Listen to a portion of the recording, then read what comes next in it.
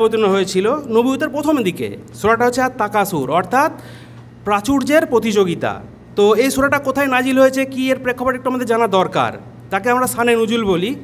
তো এই সূরাটা কখন নাজিল হয়েছিল? নবুয়তের প্রথম যুগে এই সূরাটা নাজিল হয়েছিল মক্কাতে। কোন সময়তে? কুরাইশ যুগে, যেখানে নবী সাল্লাল্লাহু আলাইহি ওয়াসাল্লাম জন্মগ্রহণ করেছেন, তাদের সেই কুরাইশ যুগের দুটো উপগোত্র ছিল। কুরাইশ গোত্রের দুটো উপগোত্র ছিল, একটা হচ্ছে বনু আব্দে মানাফ আর বনু সাহাম।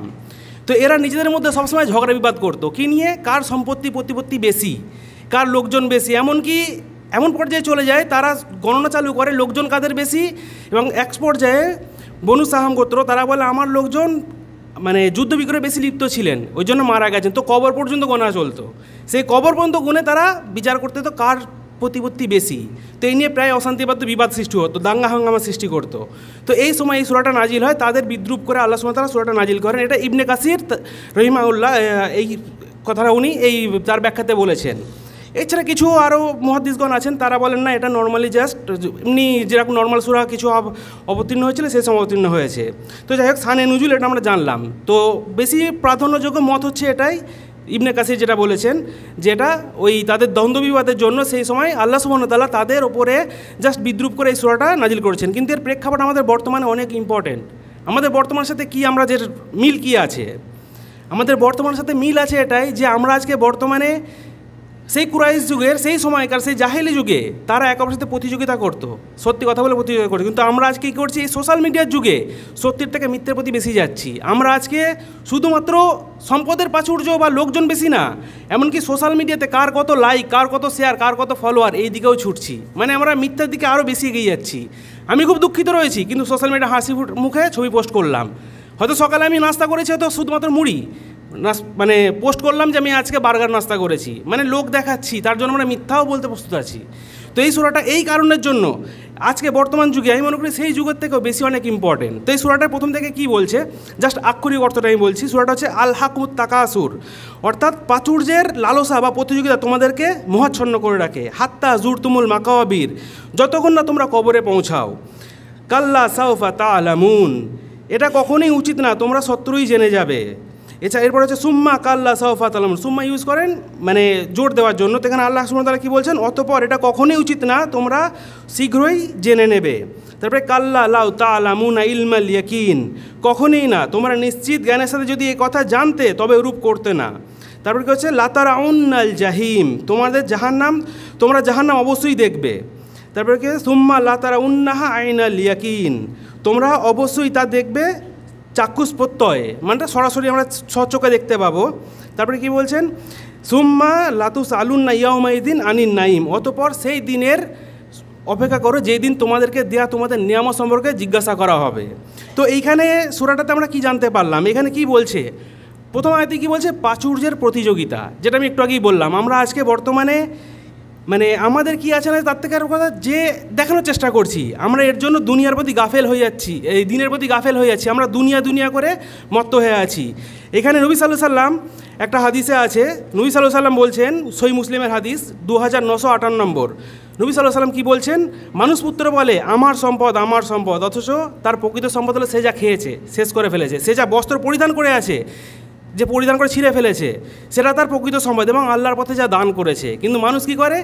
আমরা আমার সম্পদ করছি। আমরা আজকে ধরুন সাপোজ একটা এক্সাম্পল দিচ্ছি, ধরুন আমরা এখানে সবাই মোটামুটি ইনকাম করছি আলহামদুলিল্লাহ 2000, 3000, 4000, 5000 রিয়াল, নামাজ পড়ছি, রোজা করছি, নফল ইবাদত করছি।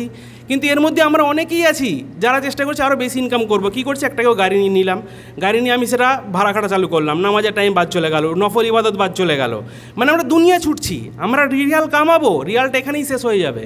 কিন্তু আমরা যেটা আমল করে যাব সেই আমলটা থেকে যাবে। আমরা সেই এই দুনিয়া করে গাফেল হয়ে গেছি, সেই জাহিলি যুগের মতো। এছাড়া নবী সাল্লাল্লাহু আলাইহি ওয়াসাল্লাম আরও অনেক হাদিস রয়েছে এই নিয়ে, যেমন বুখারীর 6433 নম্বর হাদিস, আনাস রাদিয়াল্লাহু আনহু কি বলছেন? আদম সন্তানকে যদি একটা পরিপূর্ণ স্বর্ণের উপত্যকা দেওয়া হয়, তাহলে সে দ্বিতীয় একটা উপত্যকার আকাঙ্ক্ষা করবে, যতক্ষণ না তার মানে তার আকাঙ্ক্ষা কখনো শেষ হবে না। তার আকাঙ্ক্ষা কখন শেষ হবে? কবরের মাটি দিয়ে একমাত্র তার মুখ ভর্তি হবে। এটা হচ্ছে সহিহ বুখারীর হাদিস। হাদিস নম্বর হচ্ছে আপনাকে বললাম হচ্ছে 6436। এটা মুসলিমে এই হাদিসটা রয়েছে 1048 নম্বর হাদিস, একই জিনিস। এছাড়া তিরমিজির একটা হাদিস রয়েছে 2416। তিরমিজির হাদিসটাতে নবী সাল্লাল্লাহু আলাইহি সাল্লাম বলছেন, কিয়ামতের দিন মানুষকে আল্লাহ জিজ্ঞাসা করবেন যে তোমাকে আমি স্বাস্থ্য দিয়েছি, শীতল পানি পান করার জন্য দিয়েছি, তুমি কি এর বদলে কী করেছো? এটার 5টা কোশ্চেন করে, এই 5টা প্রশ্নের উত্তর না দিয়ে কেউ কিয়ামতের ওই হাসরের মাঠ থেকে, ময়দান থেকে বেরোতে পারবে না।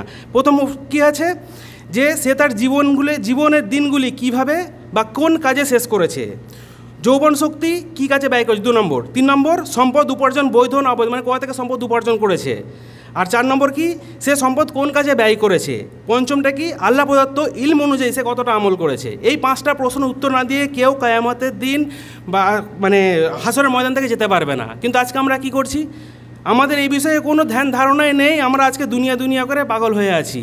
তো এইখানে একটা জাস্ট আমার হাদিস মনে পড়ছে, যেটা হচ্ছে সহিহ বুখারীর 6416 নম্বর হাদিস। এটা হচ্ছে ইবনে ওমর রাদিয়াল্লাহু আনহু বর্ণিত। হাদিসে কি বলছেন, যা রাসূলুল্লাহ সাল্লাল্লাহু আলাইহি সাল্লাম বিমান কিবি ওয়া ক্বালা কুমফিদ দুনিয়া কান্নাকা গরিবুন আও আবি কুমফিদ দুনিয়া কান্নাকা গরিবুন আও আবিরুস সাবিল। অর্থাৎ নবী সাল্লাল্লাহু আলাইহি সাল্লাম আব্দুল ইবনে ওমর রাদিয়াল্লাহু আনহুর কাঁধ ধরে, 2 কাঁধ ধরে ওনাকে উপদেশ দিচ্ছেন। এটা 2 কাঁধ কখন ধরেন, ধরুন কোন একজন খুব ভালো কাজ করছে, ভালো দিনের পথে আছে, আমরা যেটা সাধারণত করে থাকি, ধরুন কেউ একজন ভালো স্টুডেন্ট, তার টিচার তাকে উৎসাহিত করার জন্য অনেক সময় তার কাঁধ ধরে তাকে উৎসাহিত করার চেষ্টা করে যে ভালো হচ্ছে বাবা, আরও ভালো করতে পারবে। তো আব্দুল ইবনে ওমর রাদিয়াল্লাহু আনহু সম্পর্কে একটা কথা বলতে চাই, হাদিস মানার দিক দিয়ে যত সাহাবী ছিলেন দিনের পথে সবথেকে বেশি হাদিস মানতে, তার মধ্যে যদি হিসাব করা হয় আব্দুল ইবনে ওমর রাদিয়াল্লাহু আনহু উনি সবার উপরে থাকবেন, শীর্ষে। উনি শেষ বয়সে অন্ধ হয়ে গিয়েছিলেন, তবুও সেই সময়তে উনি যখন রাস্তায় যেতেন, যে জানতেন যে এখানে নবী সাল্লাল্লাহু আলাইহি সাল্লাম বসেছেন, সেখানে উনি বসতেন, এখানে দাঁড়িয়েছেন, এখানে দোয়া করেছেন, সেখানে দোয়া করতেন। তো এতটাই উনি ফলো করতেন। তো তিনি হাদিস বর্ণনা করছেন, নবী সাল্লাল্লাহু আলাইহি সাল্লাম তাকে কি বলছেন, যে দুনিয়াতে তোমরা বিচরণ করো কি জন্য, বিচরণকারীর মতো, মানে দুনিয়াতে আমরা পার্মানেন্ট থাকতে আসিনি, কিছু সময় থাকতে এসেছি, তো সেইভাবেই আমরা দুনিয়াতে চলাফেরা করি। এছাড়া আমরা যখন দুনিয়াতে এইভাবে চলাফেরা করব এবং ততটাই সংগ্রহ করব যতটা আমাদের প্রয়োজন। ধরুন একটা এক্সাম্পল দিই, ধরুন আমরা এখান থেকে কোনো আত্মীয়র বাড়ি যাই, বা ধরুন আমরা সবাই মদিনা যাচ্ছি ঘুরতে 2 দিনের জন্য। যখন আমরা মদিনার জন্য রওনা হচ্ছি, তখন আমরা কী নিচ্ছি সাথে, যেটা আমাদের খুব প্রয়োজন, হয়তো একটা তোপ লাগছে, একটা জামা লাগছে, বা একটা প্যান্ট লাগছে, আর কিছু নিই না। আমরা 1000টা টেবিল চেয়ার বা এটা ওটা গুছিয়ে নিই না, কারণ আমাদের প্রয়োজন নেই। তারপরে কী করছি, রাস্তায় বেরিয়ে গেলাম সফরে। যাওয়ার সময় আমরা কিছুক্ষণ অবস্থান করছি কোথায়, যখন আমাদের খিদে পাচ্ছে বা গাড়িতে তেল নিতে হবে, কিংবা ধরুন আমরা 5 মিনিট রেস্ট নেওয়ার জন্য কিছুক্ষণ দাঁড়াচ্ছি, তারপর আমরা মদিনায় যাচ্ছি এবং মদিনাকে কয়েকদিন থেকে আবার রিটার্ন চলে আসছি। তো আল্লাহ আমাদেরকে পাঠিয়েছেন এই দুনিয়াতে ঠিক সেম জিনিসের জন্য। আমাদের মেন গন্তব্য হচ্ছে জান্নাত, মেন জায়গা হচ্ছে জান্নাত, আমরা সেখানে যাব। আমাদের যাওয়ার রাস্তা সেটাই, যে জীবনে আমরা যে 30, 40, 50, 60 বা 100 বছর জীবন পেয়েছি, এটা হচ্ছে সেই মদিনা যাওয়ার রাস্তাটার মতো। এখানে আমরা ততটাই সংগ্রহ করবো যতটা আমাদের প্রয়োজন রয়েছে। আপনি কামাতে আজকে সব ছেড়ে দিচ্ছেন, ওভার টাইম করছেন, পার্ট টাইম করছেন, দিনে হয়তো 3 ঘন্টা 4 ঘন্টা ঘুমাচ্ছেন, যা কামাচ্ছেন কমিউনিটি এখানেই থেকে যাবে, নিয়ে যেতে পারবেন না। কিংবা আপনি এখানেই খরচা করে যাবেন, সাথে কিছু যাবে না, বা হয়তো খরচাও করতে পারবেন না, চলে যেতে হবে। তো আমাদের আসল দুনিয়া হচ্ছে সেই দুনিয়া যেটা আমরা যেতে চাইছি। আল্লাহ সুবহানাহু ওয়া তাআলা আমাদের কোরআনে বলছেন, কি বলছেন, ওয়ামা খলাকতুল জিন্না ওয়াল ইনসানা লিয়াবুদুন, আমি মানুষ এবং জিন জাতিকে সৃষ্টি করেছি আমার ইবাদত করার জন্য, আমার দাসত্ব করার জন্য, আমার গোলামি করার জন্য। কিন্তু আমরা কি করছি, আমরা সেই দিকে আজকে নেই। আমরা সবাই জানি আমাদেরকে মরতে হবে একদিন, সবাই জানি।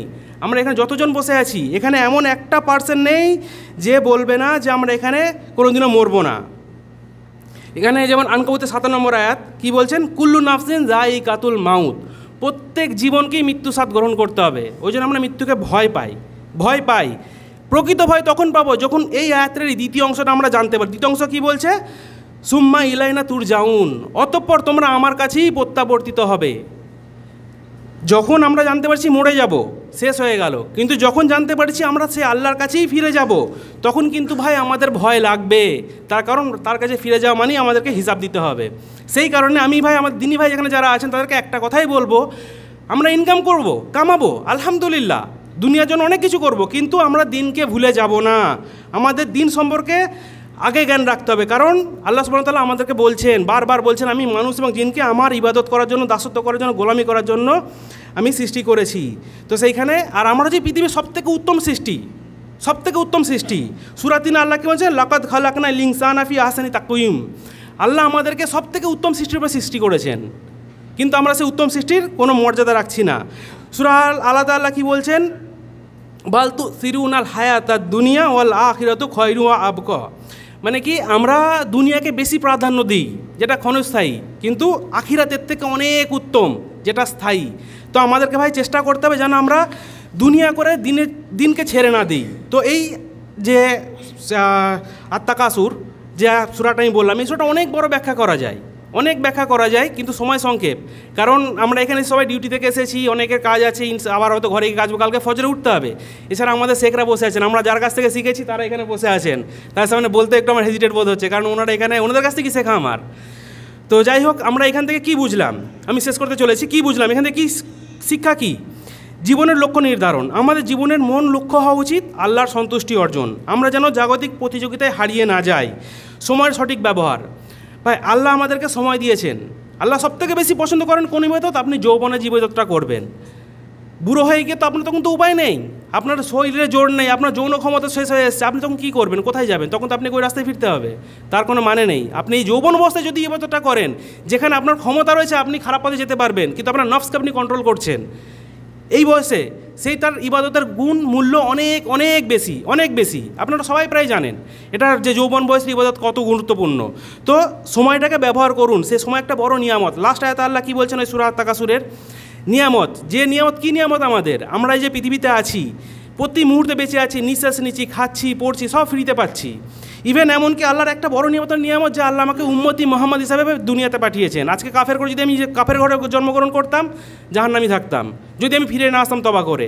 তাহলে এই একটা বড় নিয়ামত, এত নিয়ামত, আল্লাহ কিন্তু এই নিয়ামতের হিসাব নেবেন। আমরা এই নিয়ামতকে কী কাজে লাগাচ্ছি? যে কথা বলছি, চোখে দেখছি, এই সমস্ত কিছু একটা নিয়ামত। আলহামদুলিল্লাহ আমরা সবাই কথা বলছি, এখানে কথা বলতে পারি, এটা একটা বড় নিয়ামত।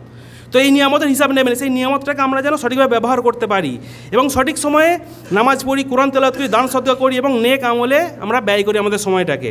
তারপর হচ্ছে আখিরাতের প্রস্তুতি। এই সব কিছুর পরে হচ্ছে আমাদের প্রস্তুতি নিতে হয় আখিরাতের জন্য, কারণ সেটা হচ্ছে আমাদের মেন দুনিয়া।